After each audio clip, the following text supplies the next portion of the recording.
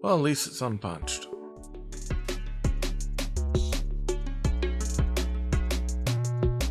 Hey, toy fans. So I'm here with another review. Went ahead and got another Funko. Kidding about the box. This should be more of an episode of this is how Taylor buys really cheap. In that I got a discount from Amazon to buy this because it had a damaged box. So hopefully the contents are still okay, because it had an inspection sticker saying that it was repackaged and it was good. And so far I see he's got a leg turned in the package, so I'm hoping he works out. Growing up, I loved certain horror films, and this was one that just it stuck with me forever. I remember watching it all the time. Probably not the best thing for me to watch, and it's definitely something I'm not going to share with my kid for a long time, because it's got a very weird S&M vibe to it. But that series was, of course, Hellraiser, Clive Barker's work, and I loved his writings, Weaveworld, including The Hellbound Heart, which I also have and read. But this is actually from Hellraiser 3 because of licensing. They can't get the licensing for the other two movies. So the figure we get from Funko is Pinhead from Hellraiser 3, Hell on Earth. This is one of the Savage World figures, and I'm going to break into it and see what's going on here. Kind of a scary dude, so what do you say? Should we open it? What is your pleasure? And this is our Savage World Hellraiser 3 Hell on Earth Pinhead 5.5-inch action figure. On card, much like the other Savage World figures, he does have this very tall, thin package that is very reminiscent of the original He-Man. And here's some to kind of check out and to compare them to. We have, of course, done a review on Mum-Ra from Thundercats, and we can see that the card is actually the same size. It's meant to all fit into the same line. And of course our DC Primal Age, which I have grown to love quite a bit. Same kind of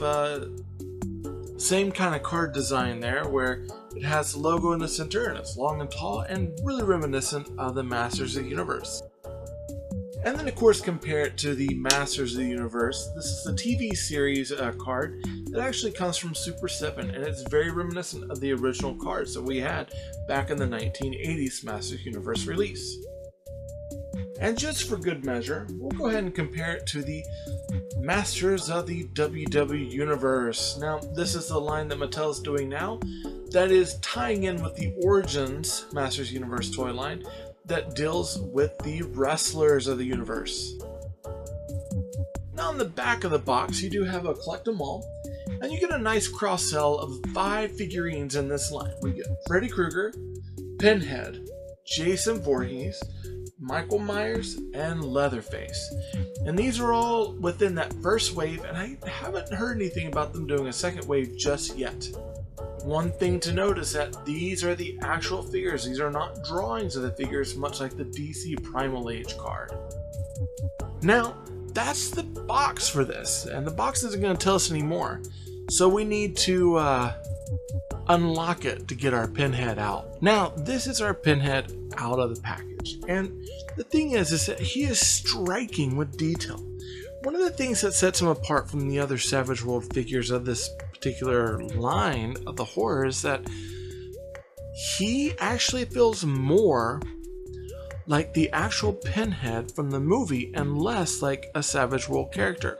But they have put in small designs here and there that kind of tie him back into the realm of the Savage World. Some of those designs, and they're very faint, they're very hard to see, is that he has stitches that actually hold a lot of his leggings together, where he would have just had pants. These are actually sewn.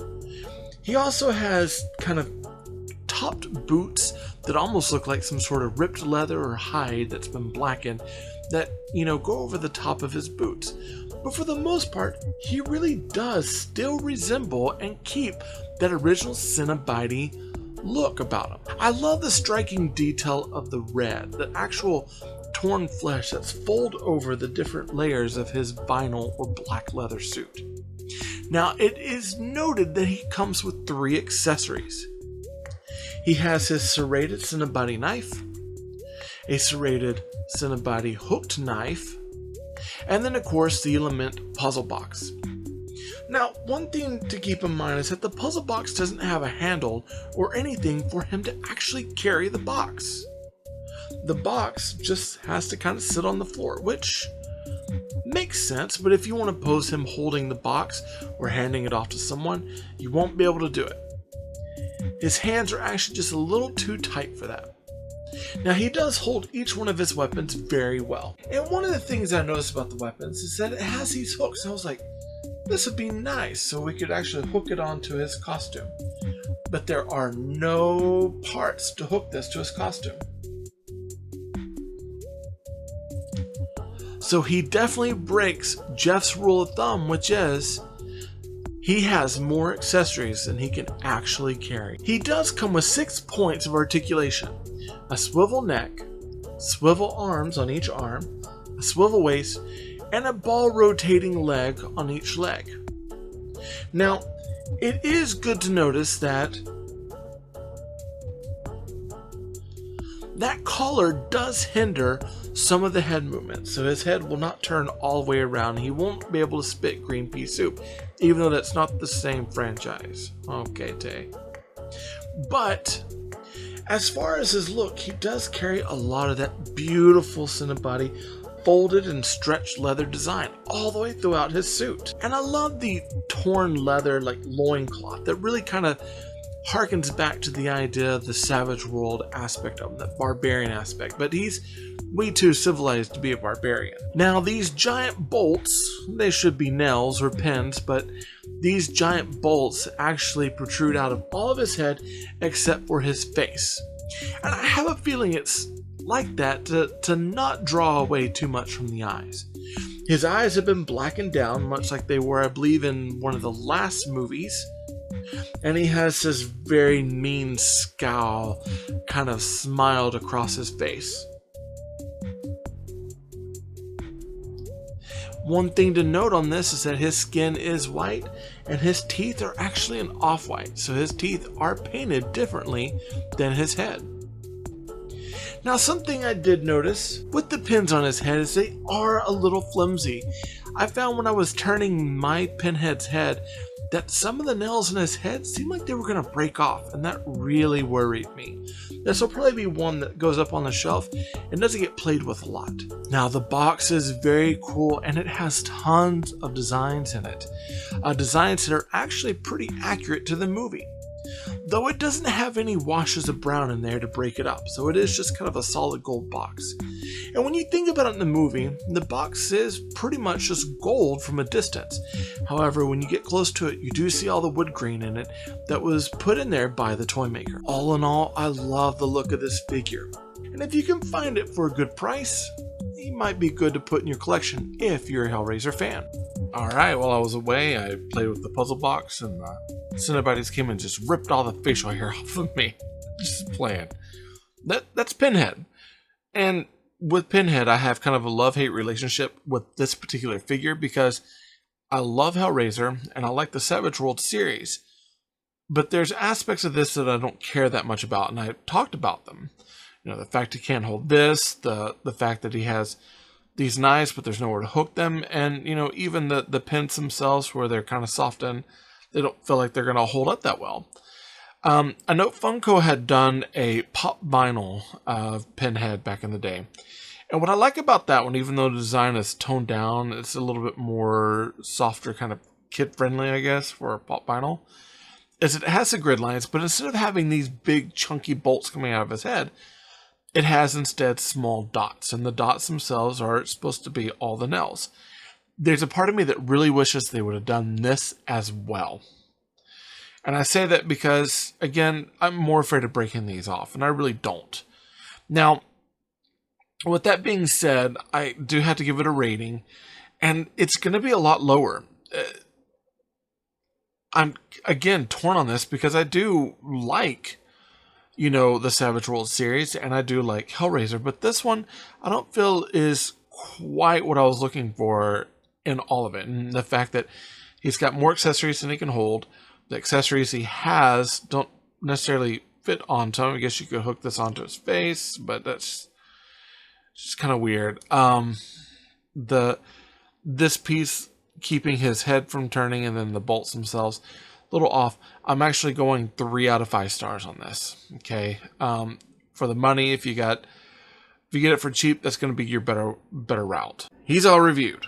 We've looked at him front to back. We've checked them all out.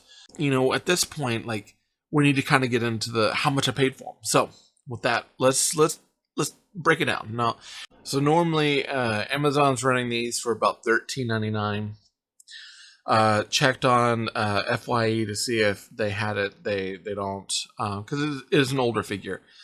I know Barnes & Noble in the past has had these for about $19. Amazon seems to be kind of the one that's really on task right now. They're listing at $13.99, and now they're going for about $9. Now I got mine for I think $6.50, give or take a little bit of change. And I did that. I got it that cheap because of the box, the box being damaged. But considering that these are normally about $13, $14, I got it for, you know, let's say $7, so that's half the price. And then seeing some of the complaints I have on it, I'm gonna say that it's not really pennies on the dollar for me. I'm gonna say that this is probably right now, because you're gonna find it about $9. It's about mid-range price. Okay, so I don't really feel like I got too much of a steal on it. It's not my absolute favorite of one of these. I like the character, but I'm not as big of a fan of this particular figure. He'll display nice on my shelf, but I'm not really gonna, you know, take him with me, play with him, that sort of thing. And yes, I still do play with my toys. So for me, I'm gonna say over here, yeah, right over here. I'm gonna say $2 sign, so about mid-range price range. I'm wondering if you can find him actually a little bit cheaper. So keep that in mind. I got a damaged box, so mine I feel like I get a good deal. Normally though, right now, you're gonna get them. It's probably about mid-range price. Okay.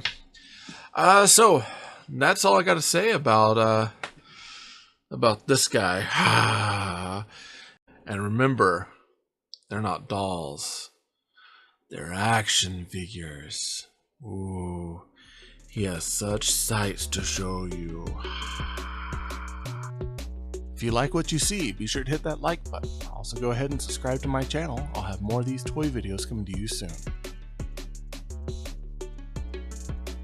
This episode of T-Ray Gun was sponsored by Marvin Dog Media. To learn more about Marvin Dog Media, visit www.marvindogmedia.com.